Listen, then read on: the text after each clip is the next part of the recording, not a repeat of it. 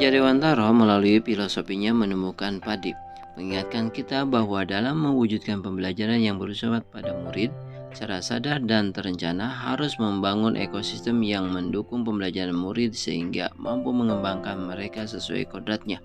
Dengan demikian, dalam menyusun sebuah program di sekolah, murid harus menjadi pertimbangan utama. Pada program perlombaan kebersihan ini dirancang dari murid untuk murid atau kepemimpinan murid.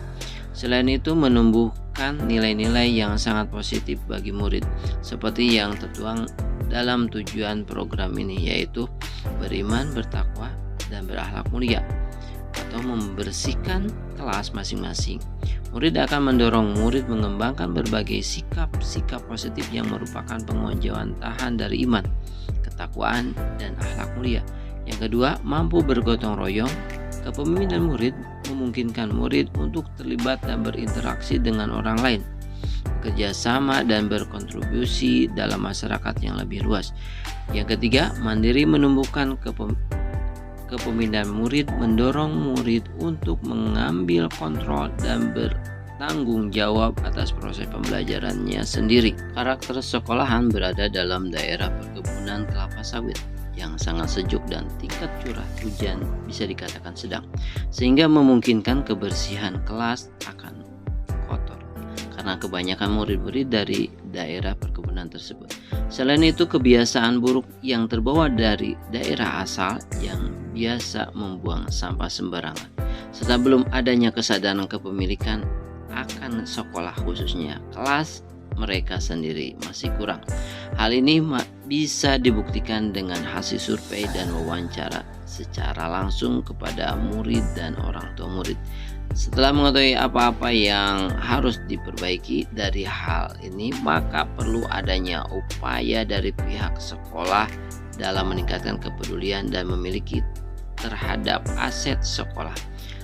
Juga sekaligus dapat meningkatkan kepemimpinan murid, maka dibentuklah sebuah program perlombaan kebersihan kelas.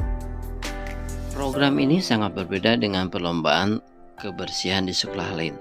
Uniknya adalah penilaiannya dilibatkan dan dari perwakilan kelas secara silang. Kelas 9 menilai kelas 7, kelas 7 menilai kelas 8, dan kelas 8 menilai kelas 9 dengan menggunakan panduan penilaian yang telah disepakati bersama. Penilaiannya dilakukan setiap hari Senin, Rabu, dan Jumat sebelum masuk dan sesudah pulang sekolah. Setelah penilaian diserahkan ke panitia yang telah ditentukan bersama untuk merekap semua hasil penilaian dan langsung di-ranking dengan menggunakan aplikasi Excel yang telah disetting khusus. Setelah itu barulah diumumkan setiap hari Senin.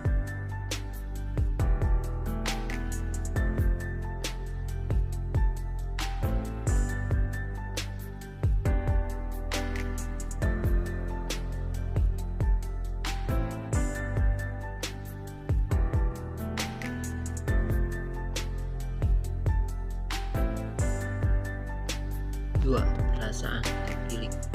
Perasaan ketika menjalankan aksi nyata ini sangat bersemangat sekali karena dapat dukungan kepala sekolah dan teman sejawat serta murid-murid yang antusias atas program tersebut.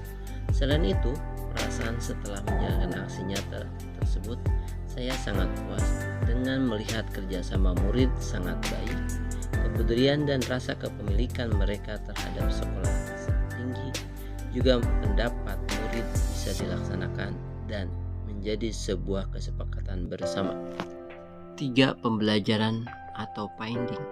Pembelajaran yang didapatkan dari aksi ini adalah murid bisa bekerja sama dan menjadikan kepemimpinan murid terlaksana. Untuk diri pribadi, menerapkan ilmu yang didapat haruslah dilaksanakan supaya dapat terlihat kemanfaatannya dan berimbas langsung terhadap murid. Alhamdulillah semua itu tercapai sesuai harapan. 4. Penerapan ke depan atau future. Untuk perbaikannya adalah terus menyempurnakan seefektif mungkin sehingga tujuan pembinaan dalam program perlombaan kebersihan kelas ini dapat terlaksana dengan baik, serta tujuan utama dari program ini terlaksana sesuai dengan harapan.